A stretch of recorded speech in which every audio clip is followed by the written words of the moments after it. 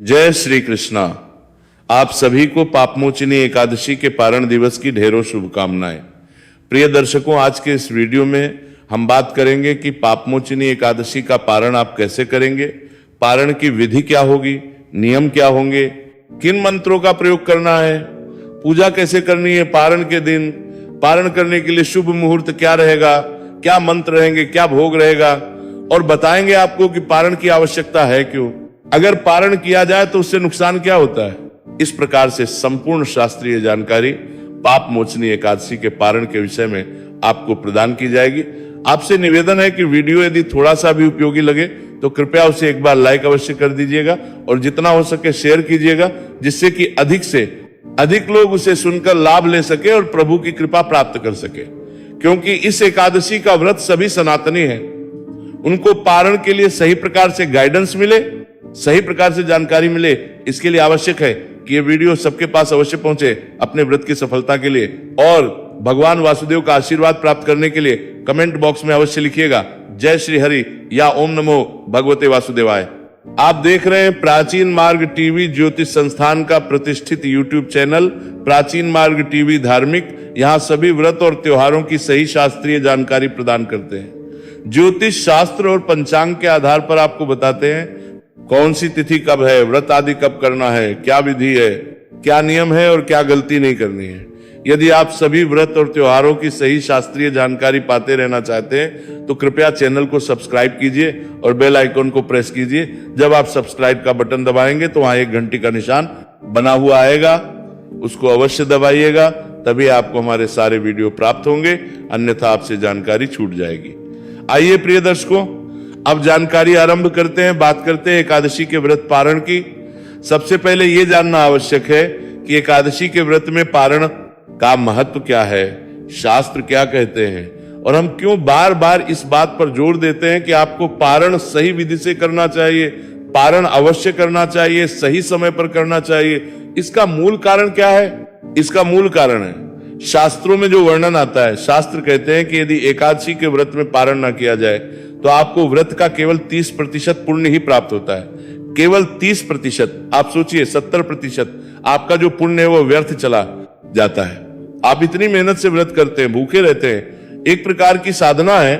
एकादशी का व्रत कोई साधारण व्रत नहीं होता, और अगर उसका पुण्य फल भी आपको प्राप्त ना हो तो क्या लाभ। और उससे बड़ा दुख यह है कि जिस उद्देश्य की पूर्ति के लिए आप ये कर रहे हैं वो उद्देश्य तो पूरा कभी होगा ही नहीं। इसीलिए आपको पारण अवश्य करना चाहिए, क्योंकि पारण करने से ही मनुष्य को उसके एकादशी व्रत का पुण्य फल प्राप्त होता है। और अगर पारण ना किया जाए तो मैंने बताया 30% पुण्य ही मिलता है, 70% समाप्त, और कहीं गलती हो जाए तो वो व्रत को खंडित करती है और दोष उत्पन्न करती है। पारण जो है ना, ऐसा नहीं है कि आज आपने व्रत किया है कल सुबह सुबह आप पारण कर लेंगे।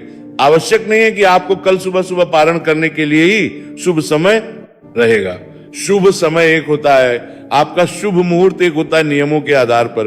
अब कुछ नियमों पालन करना तो एकादशी के व्रत में सबसे बड़ा नियम है कि व्रत के अगले दिन सूर्योदय के बाद और हरिवासन का समय व्यतीत हो जाने के बाद आपको पालन करना चाहिए। यहाँ जो ये हरिवासन वाली जो शर्त है ना, इस पे ध्यान देना आवश्यक है। देखिए, सूर्योदय का पता आपको रहता ही है, व्रत के अगले दिन आपको करना है ये भी पता है, लेकिन वो जो हरिवासन का समय है वो कब रहेगा, इस पे ध्यान देना आवश्यक होता है। हरिवासन का समय यूं तो मूलतः द्वादशी तिथि के लगभग 5.5-6 घंटे में खत्म हो शुरुआत के, पर कभी कभार ऐसा भी होता है कि ये हरिवासन का समय देर से आता है, और यही वो समय है जिसके बाद पारण किया जाना चाहिए। शास्त्र कहते हैं कि हरिवासन का समय व्रत के लिए बना है, इसीलिए कुछ प्रांतों में कुछ लोग इसे हरिवासन व्रत भी कहते हैं, क्योंकि हरिवासन के बिना यह व्रत अधूरा है। और इसीलिए हम कहते हैं कि पारण तब करें जब हरिवासन का समय समाप्त हो जाए, अन्यथा व्रत का लाभ नहीं है। यही प्रमुख कारण है कि आपको पारण के वीडियो देखने चाहिए, पारण की जानकारी प्राप्त करनी चाहिए। और पारण की विधि अलग अलग होती है सभी एकादशियों में, ऐसा नहीं कि एक ही प्रकार से। जैसे एकादशी के व्रत की विधि अलग है, आपने पिछली 2 एकादशियों में देखा घट स्थापना की बड़ी महिमा थी, भगवान की स्थापना गड़े के ऊपर, एक में भगवान के परशुराम स्वरूप की स्थापना की गई। तो ये जो भिन्नताएं हैं ये कहां से आई? ये भिन्नताएं वर्णित है पद्म पुराण में, ये भिन्न वर्णित है। अन्य पुराणों में जहां एकादशी की महिमा वर्णित है, जहां एकादशी का महत्व लिखा होता है। तो आइए अब जानते हैं कि ये जो एकादशी है इसका पारण आपने कैसे करना है, कब करना है, विधि मंत्र भोग आदि क्या रहेंगे। प्रिय दर्शकों, एकादशी का व्रत आप कर रहे हैं, 15 मार्च को दिन रहेगा रविवार का। 15 मार्च दिन रविवार को आप एकादशी व्रत करें, नियमों का पालन करें। आपने अभी तक व्रत पूजन आदि कर लिया होगा, क्योंकि हमारा ये जो वीडियो है दोपहर 12 बजे के बाद आपको प्राप्त होता है। इसके बाद आपको शांतचित्त रहते हुए भगवान के चरणों में मन को लगाते हुए दिन को व्यतीत करना है। किसी पे क्रोध नहीं करना, किसी का अहित नहीं करना, किसी को अपशब्दों का प्रयोग नहीं करना। शांतचित्त रहते हुए प्रभु के चरणों में मन को लगाते हुए दिन को व्यतीत कीजिए। सायंकाल को कीर्तन कीजिएगा, कीर्तन की बड़ी महिमा है। कीर्तन अगर आसपास कहीं मंदिर आदि में होता है तो वहां जाइए, अगर नहीं होता है कीर्तन आसपास तो हम आपके लिए कुछ पाठ स्तोत्र का वीडियो अपलोड करते हैं, उसका लाभ लीजिए। क्योंकि भगवान नारायण स्वयं कहते हैं कि गा के मृदंग आदि बजा के कीर्तन करें। जो नाच गा के कीर्तन नहीं कर सकते वो इन पाठ और स्त्रोत के द्वारा कीर्तन का लाभ ले सकते हैं। तो वही पाठ और स्तोत्र हम उस वीडियो में अपलोड करते हैं। उन पाठ स्त्रोत का आप श्रवण कीजिए, जिससे कि आपको कीर्तन का फल घर बैठे प्राप्त हो। क्योंकि कीर्तन अगर नहीं होता है तो आपके लिए यही एक सहारा है, यही एक माध्यम है। रात्रिकाल को जागरण करना चाहिए, जागरण की बड़ी महिमा है। और जागरण का भी ये नहीं कि टीवी देख रहे हैं, गॉसिप कर रहे हैं और आपको जागरण कर रहे हैं, नहीं। यही जो पाठ स्तोत्र मैंने कहे हैं ना, यही पाठ स्तोत्र आपको जागरण के लिए सुनने चाहिए, जागरण के समय सुनने चाहिए। प्रश्न उठता है कि जागरण कब तक करें। शास्त्र तो कहते हैं, नियम तो कहते हैं कि आप रात्रि भर तक जागरण कीजिए, परंतु अधिक ना कर पाए तो कम से कम 2 बजे तक तो करे ही करे। आहार आप सभी जानते हैं, फल आहार ही इस व्रत में आपको करना है। अधिक कुछ ना खाएं, यही कल्याणकारी है। जितना अधिक खाएंगे उतना आपका पुण्य जो है एकादशी का भाषण होता चला जाता है। इस प्रकार आप नियमों का पालन करते हुए दिन और रात्रि को व्यतीत कीजिए।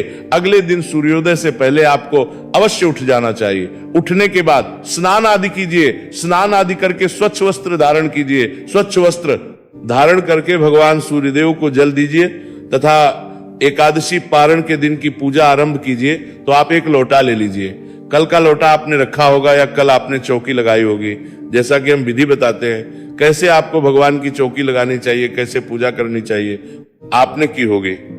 और बहुत से ऐसे भी नए दर्शक होंगे जिन्होंने इस विधि से आदि चौकी आदि लगा के पूजा नहीं की होगी, क्योंकि उनको हमारे द्वारा बताई गई विधि शायद क्या नहीं थी, पता नहीं था उन्हें। तो आइए आरंभ से हम जानकारी प्रदान करते हैं कि कैसे चौकी आदि लगानी है, क्या करना है और कैसे फिर आप इसका पूजन आगे करेंगे। यहाँ पे 2 बातें बता दूं। जिन्होंने चौकी आदि कल नहीं लगाई थी उनके लिए मैं आरंभ से ही बता रहा हूं कि चौकी आज कैसे लगानी है पारण वाले दिन।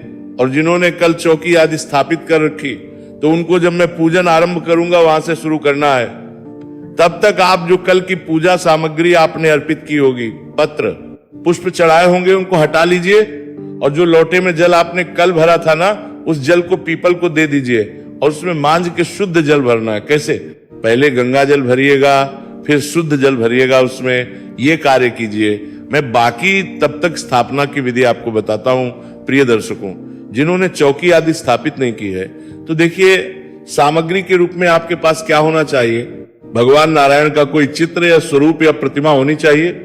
उनको करने के लिए चौकी होनी चाहिए। अगर किसी के पास चौकी नहीं है तो ऐसा नहीं कि बिना चौकी की स्थापना ही नहीं हो सकती। आप किसी भी स्थान पर भगवान को स्थापित करके पूजन कर सकते हैं, बस वो स्थान शुद्ध और पवित्र होना चाहिए। भगवान को अर्पित करने के लिए रोली, मौली, पान, सुपारी, लौंग, इलायची, धूप, दीप, नैवेद्य, पुष्प, इत्र और जनेऊ लेना है। पंचामृत स्नान कराना होता है। तो पंचामृत के लिए कच्चा दूध, दही, घी, शक्कर और गंगाजल लेना है। शहद का प्रयोग एकादशी के इस व्रत में पूजन में नहीं होता है, इसका ध्यान दीजिएगा। प्रकार से ये सारी सामग्री एकत्र कीजिए, पत्र पुष्प आदि एकत्रित कीजिए और एक लोटा लीजिए तांबे का, उसमें पहले थोड़ा गंगा जल भरिए, फिर शुद्ध जल भरिए।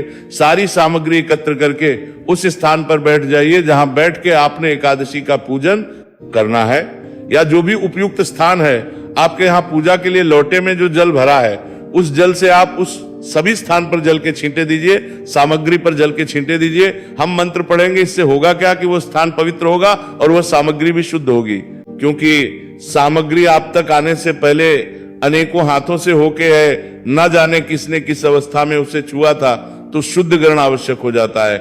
भगवान को अर्पित करने से पहले ओम अपवित्रा पवित्रो व सर्वावस्थागतोपि व यह स्मरेत पुंडरीकाक्षं सर्वावस्थागतोपि व सर्वावस्थागतोपि व बाह्याभ्यंतर शुचि। इस प्रकार से जल छींटे देके आपने स्थान को शुद्ध किया, सामग्री को पवित्र किया। अब चौकी लगाइए, चौकी पर लाल या पीला जो वस्त्र है आपके पास वो बिछाइए। श्री विष्णु का कोई चित्र, कोई तस्वीर या प्रतिमा जो आपके पास है वहां स्थापित कीजिए, विराजमान कीजिए उन्हें। भगवान के सामने घी का दिया रखिए, सीधे हाथ की ओर घी का दिया रखा जाता है। दीपक को पहले आसन अवश्य दीजिएगा, थोड़े से पुष्प वहां पे बिखरा दीजिएगा, उसके ऊपर दीपक को विराजमान कीजिएगा। दीपक कभी भी डायरेक्ट नहीं रखा जाता है, उनको आसन देना चाहिए। अनाज का आसन दे सकते हैं, पुष्प का आसन दे सकते हैं। इस प्रकार से दीपक स्थापित कीजिए। उसके विपरीत दिशा में धूप रखिए। इस प्रकार आपने भगवान की स्थापना की है। अब हम पूजन आरंभ करेंगे। तो एक छोटे से पात्र में कोई भी कटोरी लीजिए, कोई और लोटा है तो दूसरा लोटा ले लीजिए। उसमें ये जो जल लिया है आपने लोटे में ना, इसमें से थोड़ा सा जल उसमें डाल लीजिए। ये आपके अपने आजमनी के लिए होगा। एक छोटा सा चम्मच रखिएगा, उस चम्मच में उतना ही जल लीजिए जितना 2 बूंद जल होता है, और अपने सीधे हाथ पे जल लेके हाथ धो लीजिए। अब 2-2 बूंद जल आपको एक एक मंत्र पर आजमनी करनी है, पीना है। ओम माधवाय नमः जल लीजिए, पी जाइए। ओम केशवाय नमः जल लीजिए, पी जाइए। ओम नारायणाय नमः जल लीजिए, पी जाइए। ओम ऋषिकेशाय नमो नमः। इस प्रकार से करके अपने आप को तिलक कीजिए और मौली बांधिए। अब आप दीपक को प्रज्वलित कीजिए, दीपक जलाइए। शुभम करोति कल्याणं आरोग्यं धन संपदाम शत्रु विनाशाय दीप ज्योति नमोस्तुते दीपम नमोस्तुते। दीपक को प्रज्वलित कीजिए, धूप को जलाइए। दीप जलाने के बाद अब आप भगवान का पूजन आरंभ करेंगे। सबसे पहले भगवान को 5 पुष्प अर्पित कीजिए, इस भावना के साथ कि आप भगवान को ये पुष्प आसन के रूप में अर्पित कर रहे हैं। हे प्रभु, ये पुष्प मैं आपको आसन के रूप में अर्पित कर रहा हूं या कर रही हूं, इन्हें आप आसन के रूप में स्वीकार करें और इन पर विराजमान हो। तो हम भगवान को आसन दे रहे हैं पुष्प पर, इसीलिए आप चौकी पर भी विराजमान करें, पृथ्वी पर विराजमान करें, जहां भी विराजमान करना चाहें करके पूजन कर सकते हैं। बस शुद्धता का सबसे पहले गणेश जी महाराज का ध्यान करेंगे, तत्व प्रांतम भगवान का पूजन आरंभ करेंगे। गणेश जी का ध्यान कीजिएगा। नमामि विघ्नेश्वर बा बोलिए। गणेश जी महाराज की जय। गणेश जी महाराज का ध्यान करने के बाद अब आप भगवान नारायण का पूजन करेंगे। भगवान का ध्यान कीजिए। लक्ष्मी भगवान को करके अब सबसे पहले भगवान को अर्पित करेंगे आप। तो एक एक चम्मच जल भगवान को अर्पित कीजिएगा। उनके सामने एक पात्र रख दीजिए, कटोरी आदि रख दीजिए, और अगर प्रतिमा है तो उसे किसी बर्तन में रखिए, जिससे कि ये जो जल है उनके चरणों पे या उनके शरीर पर जब आप अर्पित करें तो वह जल इधर उधर ना फैले। ओम नमः शिवाय नमः, ओम नारायणाय नमो नमः। एकादशी व्रत पूजन अंतर्गत भगवान नारायण भगवान के पद प्रक्षालन के लिए जल अर्पित कीजिए। और जो प्रतिमा का पूजन कर रहे हैं भगवान के पैरों पर जल अर्पित कीजिए। भगवान को अर्घ्य प्रदान करेंगे। ओम नारायणाय नमः, ओम कृष्णाय नमो नमः, श्री रामचंद्राय नमो नमः। अर्घ्य के रूप में 1 चम्मच जल भगवान को अर्पित कीजिए, उनके सामने रखे पात्र में अर्पित कीजिए। अब आप आचमनी कराएंगे। ओम नारायणाय नमः, कृष्णाय नमः, नमः रामचंद्राय नमो नमः। आचमनिम समर्पयामि ही भगवान को जलाजमी कराइए। अब भगवान को स्नान कराएंगे, प्रेम से स्नान कराइएगा। जो प्रतिमा का पूजन कर रहे हैं वो शंख में जल भर लीजिए और भगवान को प्रेम से स्नान कराइए। ओम नारायणाय नमः, ओम कृष्णाय नमो नमः। शंख से स्नान कराते जाइए भगवान को। इसके बाद पंचामृत से स्नान कराएंगे। तो पंचामृत कच्चा दूध, दही, घी, शक्कर और गंगा जल से बनाइए और वो भगवान को अर्पित कीजिए। ओम नारायणाय नमः, नमः श्री राम नमो नमः समर्पित कीजिए। भगवान को पंचामृत के बाद पुनः शुद्ध योदक स्नान कराया जाता है, तो शुद्ध जल से स्नान कराएंगे। शुद्ध योदक स्नान, शुद्ध जल समर्पित कीजिए। भगवान को शुद्ध जल से स्नान कराइए। नहलाने के बाद अब आप भगवान को वस्त्र अर्पित करेंगे के रूप में मौली का एक टुकड़ा तोड़िएगा, अर्पित कीजिएगा। जनेऊ लीजिए, जनेऊ को रोली कुमकुम आदि से तिलक कर लीजिएगा, फिर आप अर्पित कीजिएगा। यज्ञ पवित्र अर्पित करने के बाद आप प्रभु को अर्पित करेंगे। इत्र को फूल पर लगा लीजिए और वह अर्पित कीजिएगा। भगवान को तिलक करेंगे, तिलक कीजिए, पुष्प अर्पित करेंगे भगवान को, फूलों की माला है तो माला पहनाइए, ओम नारायणाय नमः, श्री कृष्णाय नमः, रामचंद्राय नमः पुष्पम समर्पी, माल्यार्पण माला अर्पित कीजिए, भगवान को पुष्प अर्पित कीजिए। धूप दिखाएंगे, दीप दिखाएंगे, ओम नारायणाय नमः, श्री कृष्णाय नमः, रामचंद्राय नमो नमः, ओम श्री नारायणाय नमः, कृष्णाय नमः, रामचंद्राय नमो नमः। दीप दिखाइए और अब भगवान को नैवेद्य अर्पित कीजिए। नैवेद्य के रूप में यदि आपके पास कोई पीले रंग की मिठाई है ना, वो सर्वोत्तम है, उसे लीजिए, वह अर्पित कीजिए। भगवान को ना हो तो आप मिश्री ले सकते हैं, हताशा ले सकते हैं, फल ले सकते हैं, चढ़ाइएगा, जलाजमनी कराइए। एक चम्मच जल भगवान के सामने रखे, पात्र में अर्पित कर दीजिए, अर्पित कीजिए। पान का पत्ता लीजिए, उस पे 2 लौंग, 2 इलायची, 1 सुपारी रखिए और वो भगवान को अर्पित कीजिए। जो भी आप अर्पित करना चाहते हैं वो दक्षिणा भगवान हाथ जोड़ के नमस्कार कीजिए। इसके बाद आप तुलसी माता की कथा सुने, पारण के दिन अगर सुनी जाए तो उत्तम होती है। विष्णु शस्त्र नाम का श्रवण करें, अगर आपके समय निकले और सुन पाए तो बड़ा कल्याणकारी है। फिर हम भगवान की आरती करेंगे, आरती कर और भोग लगाएंगे। भोग में आप क्या बनाएंगे? भोग इस दिन आपको विशेष रूप से केसर युक्त खीर बनानी चाहिए, अन्यथा आप पीले चावल का भोग लगा सकते हैं। पीले चावल आप किसी भी एकादशी के पारण दिवस पर बनाएं, कल्याणकारी होते हैं। आप जो घर में कोई शाकाहारी भोजन, शुद्ध सात्विक भोजन बनाओ, उसका भी भोग लगा सकते हैं। भोग थाली में रखें, उसमें तुलसी पत्र रखें, भगवान के सामने हम मंत्र पढ़ते हैं, ओम नारायणाय नमः, ओम कृष्णाय नमो नमः। पर्दा कर दीजिए, पर्दा हटा दीजिए, जलाजमणि कराइए, जल लीजिए, आशमनी में 3 बार घुमाइए, छोड़ दीजिए 3 बार जलाजमी करके, सर झुका के भगवान को प्रणाम करके थाली वहां से उठा लीजिए, बाकी प्रसाद में इसको मिला दीजिए। जब आप व्रत खोलेंगे, पारण करेंगे तो पहला ग्रास इसी से खाएंगे, उसके बाद आप कुछ और खा सकते हैं। इसके बाद आती है आवश्यक प्रक्रिया, जिसे हम पुष्पांजलि कहते हैं, मंत्र पुष्पांजलि। तो अपने हाथों में पुष्प लीजिए और खड़े हो जाइए। हम मंत्र पढ़ते हैं, जैसे बोले वैसे आप करते जाइएगा। विसर्जनम पूजम, हे प्रभु, ना हम आपका आवाहन जानते हैं, ना पूजन जानते हैं, ना विसर्जन जानते हैं। भगवान अज्ञानी जीव है, जैसी हमसे बन पड़ी है वैसी सेवा आपके श्री चरणों की है। इसमें जाने अनजाने में हमसे कोई गलती, कोई त्रुटि, कोई भूल हो गई हो तो प्रभु उसे क्षमा कीजिएगा। हम तो आपके दर के भिखारी हैं, आपके बालक नादान है प्रभु, आपकी दया पर ही चलते हैं, तो आपका आशीर्वाद प्रदान कीजिए। आपको अर्पित करने के लिए हमारे पास कुछ नहीं है, तन मन धन सब कुछ आप ही का है।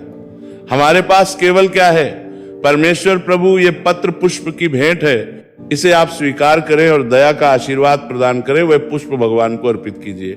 अगर आपको ज्ञात है कि आपसे जाने अनजाने में कोई गलती हो गई है और इसका पता आपको चल गया कि भाई व्रत में आपसे ये भूल हो गई, तो उसके लिए क्षमा याचना इसी समय आपको भगवान से करनी चाहिए। इसके बाद खड़े खड़े परिक्रमा कर लीजिए। यहां परिक्रमा करके पुरुष जन जो है दंडवत प्रणाम करें, माताएं सर झुका के हाथ जोड़ के नमस्कार करें। इस प्रकार से आपके पारण दिवस की पूजा पूरी होती है। इसके बाद आपको ब्राह्मण को भोजन कराना चाहिए, संभव है तो घर बुलाइए, भोजन कराइए, दान दक्षिणा आदि देके विदा कीजिए। अन्यथा आप मंदिर में खाद्य सामग्री आदि दे सकते हैं। आप यदि हमारे निमित्त दक्षिणा आदि कुछ भी अर्पित करना चाहते हैं तो आपके स्क्रीन पर नंबर आ रहा होगा 900 से, उस पर भेज सकते हैं। साथ में हमने भी दिया है, उसको स्कैन करके उस पर भी भेज सकते हैं। अब बात आती है कि पारण हमें करना कब है और मंत्र कैसे क्या जपना है, किस चीज से पारण करना है।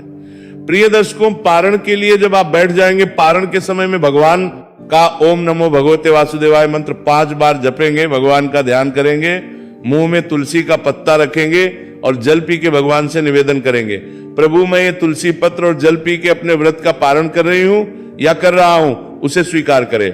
बता रहा हूं क्योंकि बहुत सारे ऐसे लोग होते हैं जिनका अगले दिन का भी व्रत होता है। अब यदि अन्न से पारण करेंगे तो उस अवस्था में होगा क्या कि आपका अगले दिन का व्रत नहीं हो पाएगा। इसीलिए इस प्रकार से आप पारण करेंगे और उसके बाद जो भी आप अन्न खाना चाहे, जो आपके यहाँ भोग में लगा है भगवान को, वही अन्न सबसे पहले खाएंगे और पारण आपका हो जाएगा। अब प्रश्न उठता है कि पारण करना कब है। पारण के 3 मूलभूत सिद्धांत हैं, मैंने आपको आरंभ में बता दिया था। 3 मूलभूत सिद्धांतों को मानते हुए इस एकादशी के पारण के लिए जो शुभ समय रहेगा वो रहेगा सुबह सूर्योदय से और 1.5 घंटे तक, दिल्ली के अनुसार बताऊं तो 6:30 से और 8 बजे के बीच में आप पारण करें, उत्तम रहेगा। ये थी जानकारी। एकादशी पारण से संबंधित जानकारी थोड़ी भी अच्छी लगी हो, वीडियो को लाइक कीजिएगा, जितना हो सके शेयर कीजिएगा और अपनी राय हमें अवश्य दीजिएगा कि आपको हमारा चैनल कैसा लगता है। कुछ सुझाव देना चाहें तो वो भी दे सकते हैं, हम उसके अनुसार भी आपके लिए परिवर्तन लेके आएंगे।